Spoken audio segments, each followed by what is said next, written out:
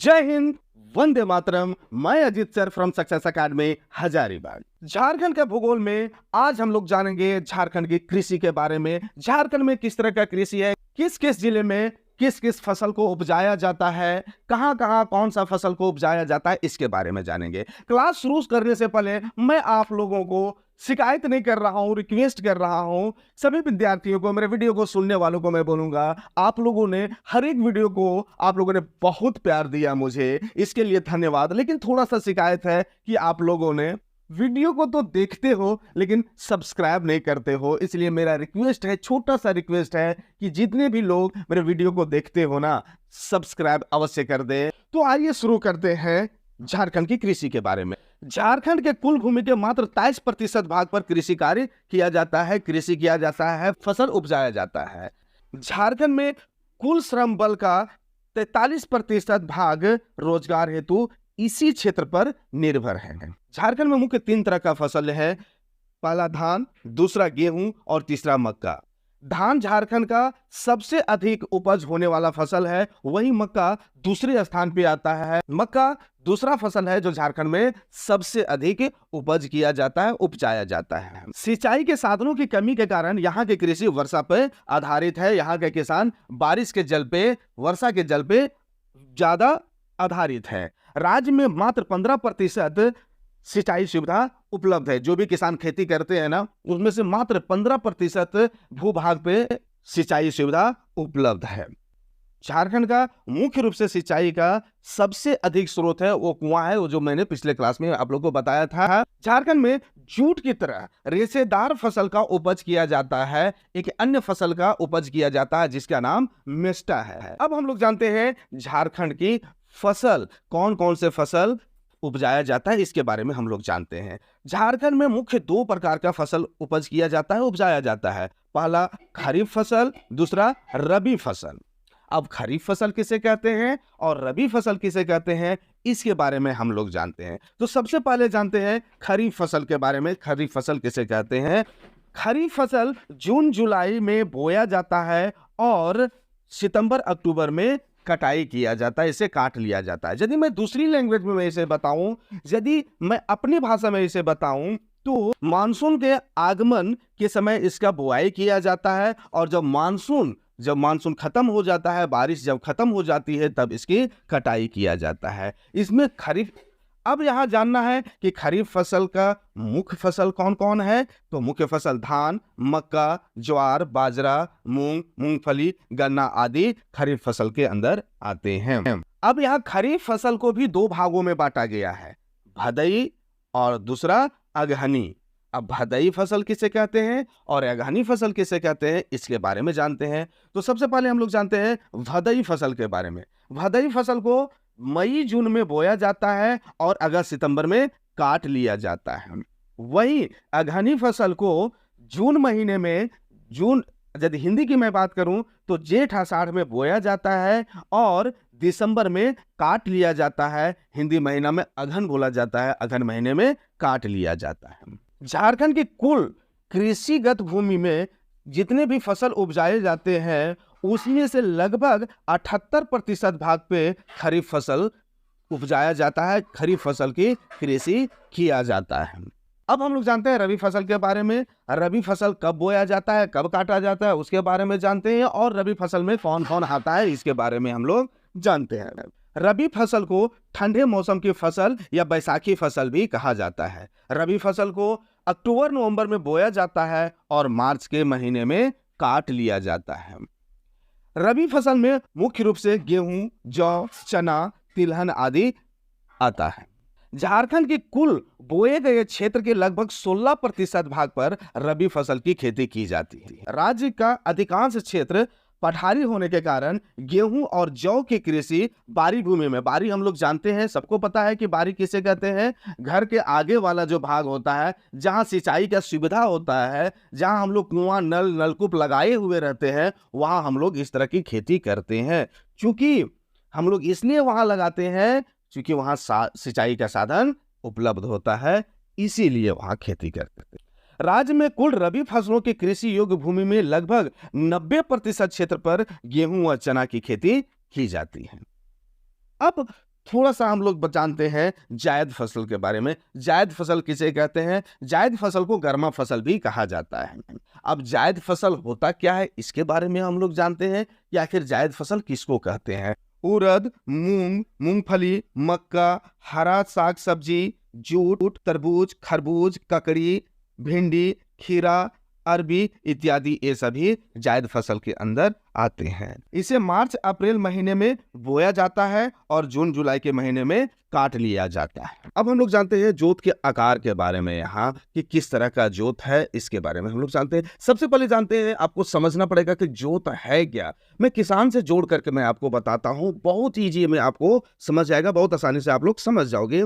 जैसे है कि कोई व्यक्ति 5 हेक्टेयर जमीन जोतता है, कोई व्यक्ति 2 हेक्टेयर जमीन को जोतता है, कोई व्यक्ति 10 हेक्टेयर को जमीन जोतता है, तो उसको कैसे किस तरह जोत के अंतर्गत रखा गया है इसके बारे में जानते हैं। तो झारखंड में मुख्य 5 प्रकार के जोत है। पहला सीमांत जोत, दूसरा लघु जोत, तीसरा अर्ध मध्यम जोत और चौथा मध्यम जोत और पांचवा बड़े जोत। अब क्या है कि अब इन लोग को एक एक करके हम लोग जानते हैं कि सीमांत जोत का एरिया क्या है, लघु जोत का एरिया क्या है, अर्ध मध्यम जोत का एरिया क्या है, मध्यम जोत का एरिया क्या है और बड़े जोत का एरिया क्या है, इसके बारे में जानते हैं। और इसमें कितने प्रतिशत लोग आते हैं, इसमें कितने प्रतिशत किसान आते हैं, कितने लोग आते हैं इसके अंदर में। तो सबसे पहले हम लोग जानते हैं सीमांत जोत के बारे में। 1 हेक्टेयर से कम जिसके पास जमीन है, 1 हेक्टेयर से कम वाले को सीमांत जोत कहा जाता है और झारखंड में इनकी संख्या 70% है। वहीं लघु जोत 1 से 2 हेक्टेयर वालों को, जिसके पास 1 से 2 हेक्टेयर जमीन है, जो किसान 1 से 2 हेक्टेयर भूमि पर कृषि करते हैं, उनको लघु जोत वाले कहा जाता है, लघु जोत कहा जाता है और झारखंड में इनकी संख्या 15% है। वहीं अर्ध मध्यम जोत 2 से 4 हेक्टेयर वाले को अर्ध मध्यम जोत कहा जाता है और इनकी संख्या झारखंड में 10% है।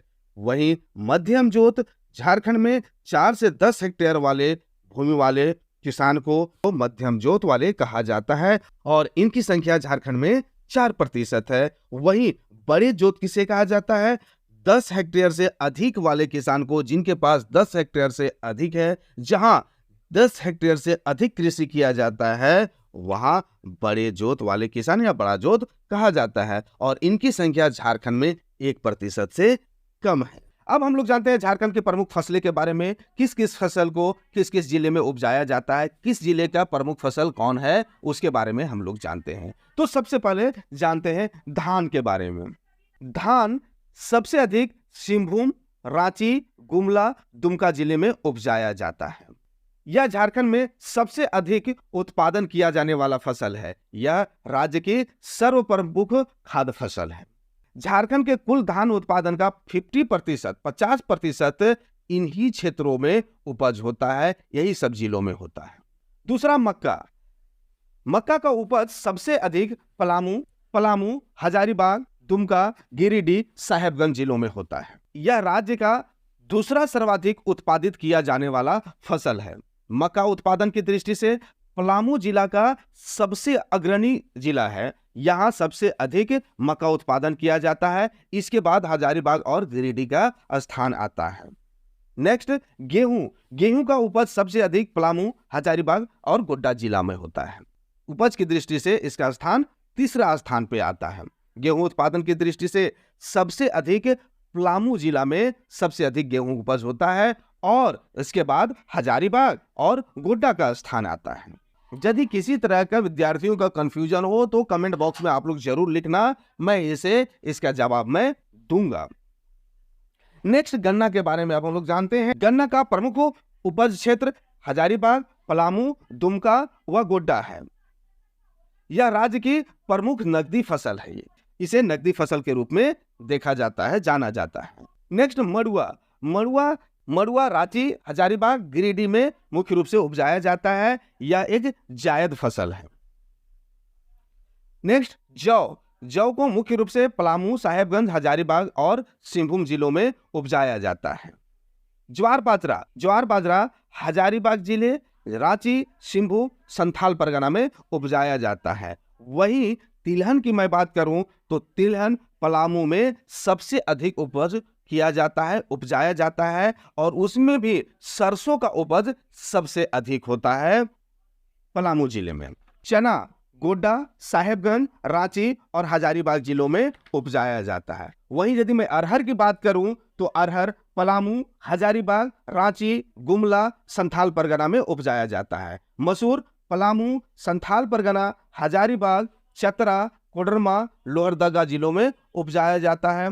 ये मैं जो पहला नाम ले रहा हूं ना, आप इसको अंडरस्टूड है आपको कि सबसे अधिक वही, जैसे मैं मसूर के बारे में बताया, पलामू अग्रणी जिला है इसका उत्पादन में, सबसे अधिक उत्पादन। मैं उड़द की बात करूं तो उड़द सबसे अधिक उपज रांची में होता है, उसके बाद गुमला, पलामू, लोहरदगा, संथाल परगना में होता है।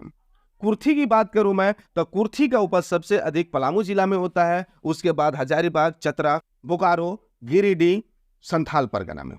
नेक्स्ट आलू की बात करूं तो आलू का उपज सबसे अधिक रांची जिले में होता है, उसके बाद लोहरदगा, हजारीबाग, पूर्वी सिंहभूम, दुमका में होता है। वहीं गोभी की बारे में मैं बात करूं तो गोभी सबसे अधिक रांची जिले में होता है, उसके बाद लोहरदगा, हजारीबाग और दुमका में होता है। मटर की बात करूं मैं तो मटर सबसे अधिक रांची जिले में होता है, उसके बाद गुमला, लोहरदगा और हजारीबाग का स्थान आता है। वहीं यदि मैं मूली की बात करूं तो मूली सबसे अधिक रांची जिले में उपजाया जाता है, उसके बाद लोहरदगा, हजारीबाग और पूर्वी सिंहभूम का स्थान आता है।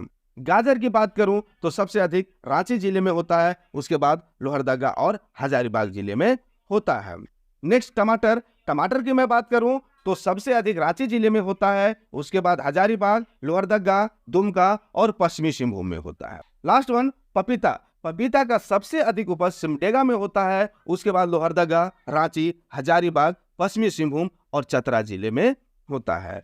अब हम लोग जानते हैं झारखंड के कृषि प्रदेश। झारखंड में मुख्य 8 प्रकार के कृषि प्रदेश हैं।